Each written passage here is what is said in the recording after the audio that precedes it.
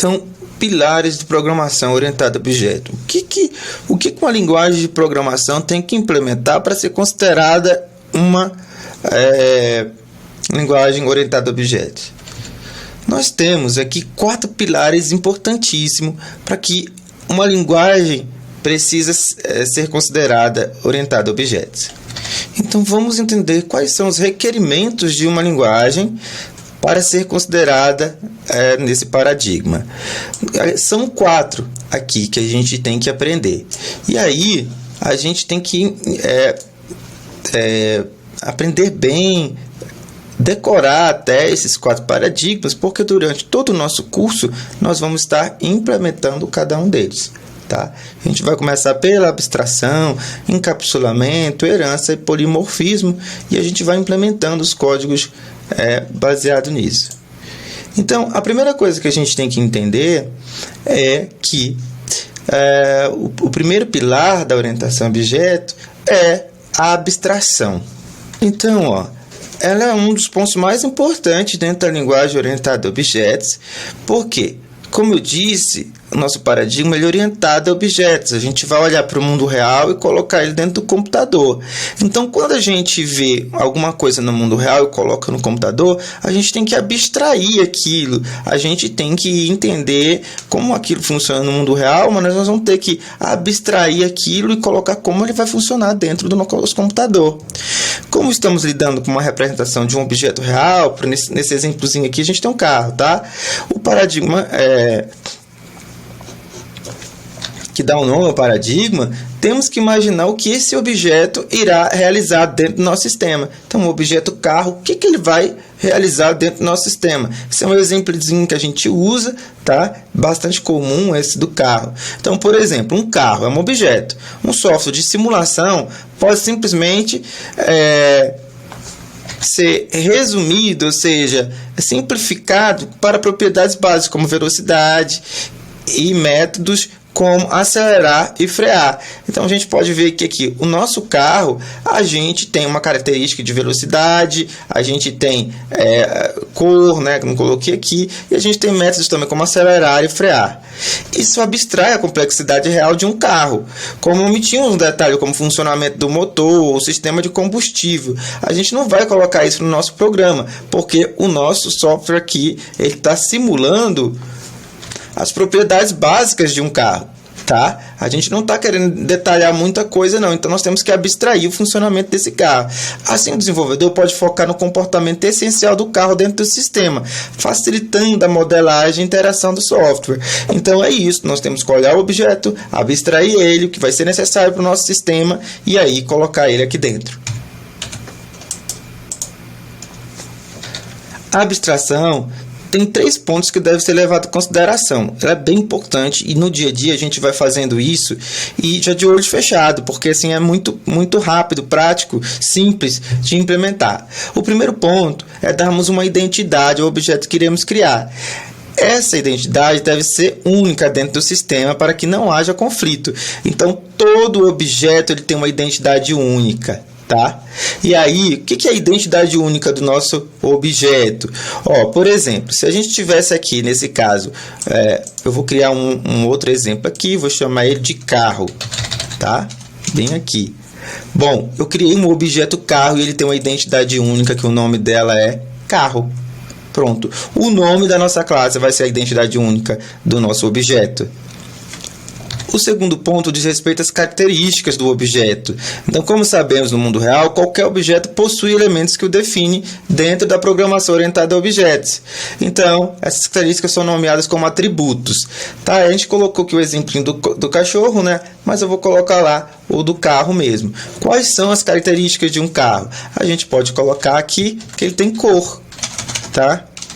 A gente pode colocar aqui que ele tem, vamos colocar string também, placa, né? E tem várias outras características que a gente pode ter em um carro. No exemplo do objeto cachorro, a identidade dele seria cachorro mesmo, né? E as características dele poderiam ser tamanho, raça e por aí vai. O terceiro ponto da abstração é ações, né, que um objeto pode realizar. Essas ações ou eventos são chamados de métodos, tá? E esses métodos podem ser extremamente variáveis, desde acender um objeto da lama até latir quando é um cachorro. Então, se o meu objeto for um cachorro, um exemplo de ação ou método pode ser acender. Aqui no nosso carro, um método que a gente pode ter pode ser, vou colocar aqui um método, pode acelerar, por exemplo, e eu vou colocar aqui int marcha, tá? Depois a gente vai aprender melhor a falar sobre os métodos, tá? Então, mas aqui está, a gente abstraiu um objeto, carro, lá do mundo real. Eu disse que ele tem uma identidade única, que é carro, tá? Que é o nome da classe, vai ser o nome do meu objeto. Ele vai ter características, cor, placa, pode ter várias outras também. E ele tem também ações aqui, que são os métodos: acelerar, desacelerar, e trocar de marcha, e por aí vai, né? Acelerar já é trocar de marcha. Mas a gente tem esse conceito de abstração aí, concretizado na programação dessa forma: nome da classe, identidade, atributos, características, métodos, ações. Aqui a gente tem um outro código, né? Então, expliquei aqui, temos as características aqui em cima e os métodos aqui embaixo. Um outro ponto que a gente tem, né, que é um dos pilares da orientação a objeto, no primeiro que a gente falou foi a abstração, agora é o encapsulamento. Encapsulamento é bem isso mesmo, né? Encapsular alguma coisa, empacotar aquilo, né? Se trata de uns elementos que funcionam, adicionam segurança à aplicação de uma programação orientada a objetos, pelo fato de acender suas propriedades, esconder suas propriedades, criando uma espécie de caixa preta. Então, a gente, pessoal, essa segurança aqui é em nível de código, não é em nível de rede, não é em nível de sistema, não, é em nível de código, né? Tem vários tipos de segurança. Então, a gente esconde as propriedades, né, que são os nossos atributos.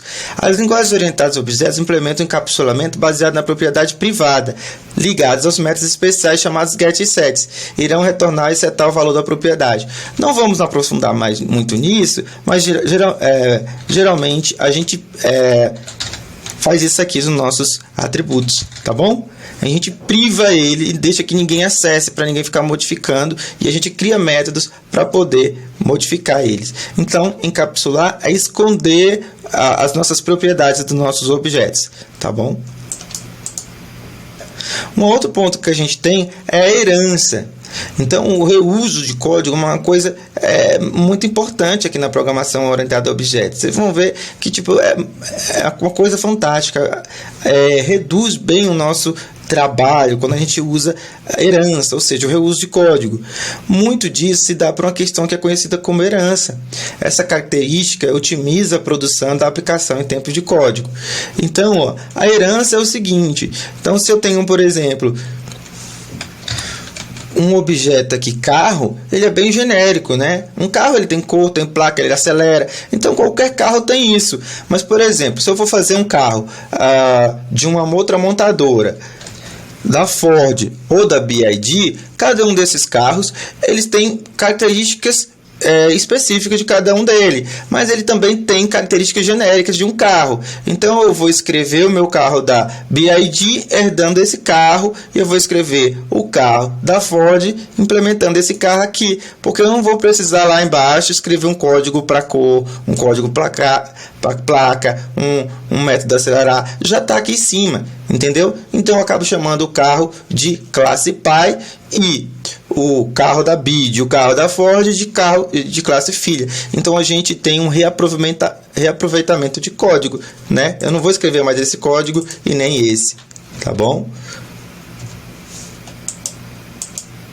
Polimorfismo. Então, como sabemos, objetos filhos herdam as características e ações dos seus ancestrais, que é a herança, né? Então, como eu dei o exemplo ali do carro, o carro da BYD e o carro da Ford vai herdar carro.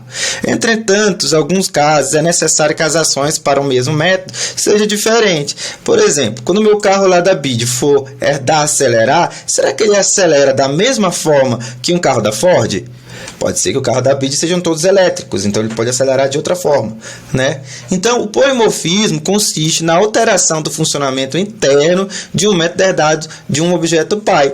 Então, por exemplo, aqui, né, lá embaixo, nas minhas classes filhas, os carros também vão acelerar, mas eu vou reescrever acelerar, porque cada um acelera de uma forma diferente. Então, isso é um polimorfismo. Eu vou reescrever o meu método nas classes filhas com o mesmo nome, também vai ser acelerar, mas o comportamento interno aqui do meu código acelera de forma diferente para cada classe filha.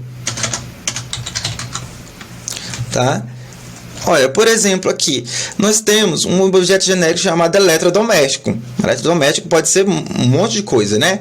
Televisão, geladeira, micro-ondas, tá? Ele é genérico, mas todo eletrodoméstico, você tem que ligar ele, certo? Então, todos os eletrodomésticos têm que implementar a função, né, o método ligar.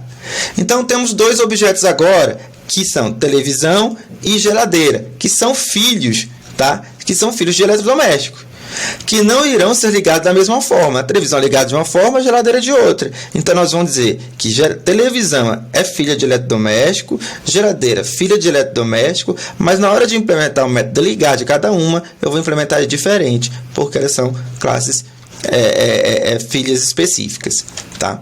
Então é isso, o polimorfismo consiste na alteração do funcionamento interno de um método herdado da classe pai. Então ele muda a forma do método, ainda continua a ligar, mas ali dentro vai ter rotinas de programação diferentes. Então na nossa aula foi isso. Na aula de hoje a gente viu sobre IDE, né? A gente viu sobre o JDK, que é o Java de desenvolvimento, o kit de desenvolvimento Java. A gente viu qual a ideia que a gente vai utilizar. Eu falei que a gente vai usar o NetBeans, como criar um projeto no NetBeans, né? Abrir um projeto no NetBeans, falando sobre a estrutura básica de um programa Java e aprendemos os pilares da programação orientada a objetos. Quais são os pilares? São 4: abstração, encapsulamento, herança e polimorfismo, tá?